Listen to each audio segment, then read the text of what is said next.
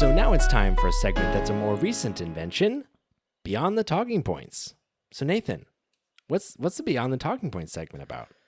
Well, Michael, Beyond the Talking Points is a segment that we made because there's often talking points that permeate through the media and are commonly repeated by politicians or by commentators or beliefs that are held by the general public, that if you spend just a little bit of time looking into them or thinking about them, you realize, that is complete bullshit.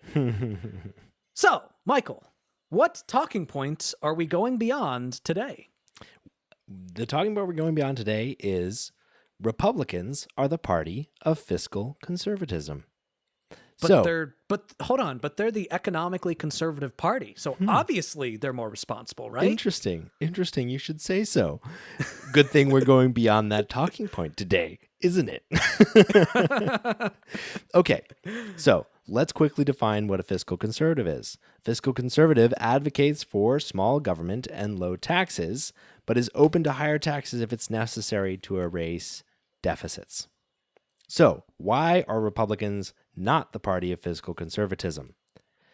The problem is that they are so anti-tax and so pro-business that they directly drive up the deficit and explode the budget every single time they're in power. Now, back in the 80s, they claimed that the tax cuts would pay for themselves, but they have never, ever done that, not even once, and no one believes that they will ever. Yeah. They made that argument when they passed the Trump tax cuts. Mm-hmm. They came out and said that it will produce so much extra revenue that it will completely pay for itself. And what happened? The deficit exploded to like $1 trillion.